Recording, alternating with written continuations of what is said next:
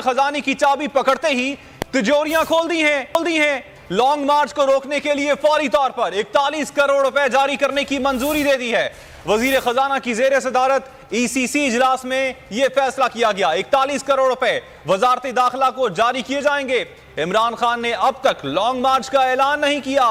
ऐवान इक्तदार में लर्जा तारी हो गया है। इसी हवाले से मजीद तफसीलात मालूम कर लेते हैं डिप्टी ब्यूरो चीफ बोल न्यूज अली शेर से। अली, इस हवाले आपके पास क्या तफसीलात हैं? जी बिल्कुल, ईसीसी का इजलास वजीर खजाना इशफाक डार की सदारत में हुआ है और उसमें कुछ अहम फैसले किए गए हैं, जिनमें सबसे अहम फैसला जो है वो चेयरमैन तहरीक इंसाफ इमरान खान के लॉन्ग मार्च को रोकने या उससे निपटने के लिए है और उसके लिए 41 करोड़ रुपए की ईसीसी ने मंजूरी दे दी है। इसका जो कहा यह गया है कि ये अमन अमान को कायम रखने के लिए ये पैसे रखे गए हैं।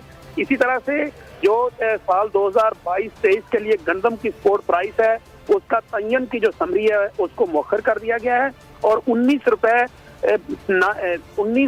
99 पैसे जो हाल ही में जीरो रेटेड इंडस्ट्री का जो रेट तय पाया था, इंडस्ट्री का जो इशफाक डार से मुलाकात हुई थी उसकी भी मंजूरी दे दी गई है और गंदम 3 लाख मैट्रिक टन जो है वो दरामद किया जाना था उसका टेंडर मनसूख कर दिया गया और कहा गया है कि इसके दोबारा टेंडर जो है वो तलब किए जाए। जी अच्छा बताइएगा, ये जो पैसे जारी किए गए हैं ये किस मद में जारी किए गए हैं वजारत दाखिला को? क्या धरना रोकने के लिए ही ये जारी किए गए?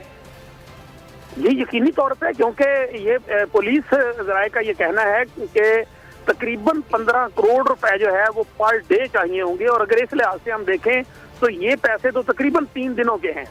अभी तो कौमी खजाना जो है वो फोर्सेज पे लगाने के लिए या इस तरह से अपने इक़्तिदार को बचाने के लिए जो है वो पता नहीं अभी कितना और लगेगा। 1 हफ्ते का अंदाजा जो है वो हमने बोल न्यूज ने जो है वो एक खबर भी ब्रेक की थी, एक रोज खबर, और उसमें भी ये बताया गया था कि 15 करोड़ रुपए जो है वो पर डे के हिसाब से तकरीबन 1 हफ्ता जो है वो 5 अरब से जायद का पड़ने जा रहा है।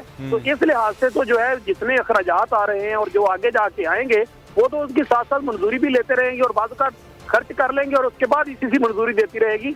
लेकिन जो फिल वक्त मंजूरी दी गई है वो 41 करोड़ रुपए की दी गई है। उसमें सारे फोर्सेज के खाना होगा, रिहायशें होंगी, असला होगा। तो अली शेर, क्या ये रिक्विजिशन कोई वजारत दाखिला की जानिब से जमा करवाई गई थी कि हमें इतने पैसे चाहिए? क्योंकि राना सनाउल्लाह का जो बयान आया था उनमें वो ड्रोन्स के जरिए भी कुछ बातें कर रहे थे कि उनके जरिए गैस जो है उनके शेल फायर किए जाएंगे। तो क्या ड्रोन्स खरीदने के लिए ये पैसे लिए गए?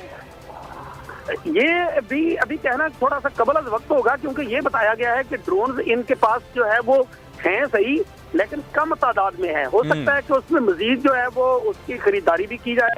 लेकिन ये राना सनाउल्लाह ने जरूर कहा था कि हम जो है वो ड्रोन के जरिए आंसू गैस के शेल फेंकेंगे ताकि जो मुजाहिरीन है वो उन शेल को जो है वो वापस ना फेंक सकें और पुलिस पे ना फेंक सकें या जो भी फोर्सेज हों, ताकि वो पीछे ना हटे। और इस तरह जो है वो एक तरह से वन वे जो है वो मुजाहिरीन के ऊपर जो है वो फेंके जाएंगे ड्रोन के जरिए आंसू गैस के शेल। और इस तरह से ये कहा जा सकता है कि ये जो टोटल यानी मुख्तलिफ बदात हैं इसके अखराजात की, उसमें सारे फोर्सेज का खाना भी होगा, उसमें पेट्रोल होगा, उसमें रिहाइश होगी, उसमें इसी तरह से असला होगा, मुमकिन तौर पे मजीद शेल खरीदने पड़ सकते हैं, जिस तरह के पहले भी वक्तन फक्तन होता रहा है। और ये जो पिछला 25 मई का जो लॉन्ग मार्च था उस मार्च के ऊपर जितने शेल इन्होंने फेंके थे 2-3 मरतबा ये हुआ था कि हम उस वक्त भी डी चौक से थोड़ा सा पीछे जब ये हो रही थी चैलेंज मौजूद थे, तो उस वक्त कितनी बार फोर्सेज ने हमें बताया था कि हमारे पास शेल खत्म हो गए और अब और नए मंगाए जा रहे हैं। तो हो सकता है कि वो बहुत सा जो स्टोरेज है वो पहले ही खत्म हो चुका हो और नया स्टोरेज जो है उसको भरना पड़ रहा हो, ये भी पॉसिबल है। अली शेर, आपने इस हवाले से तफसील लिया।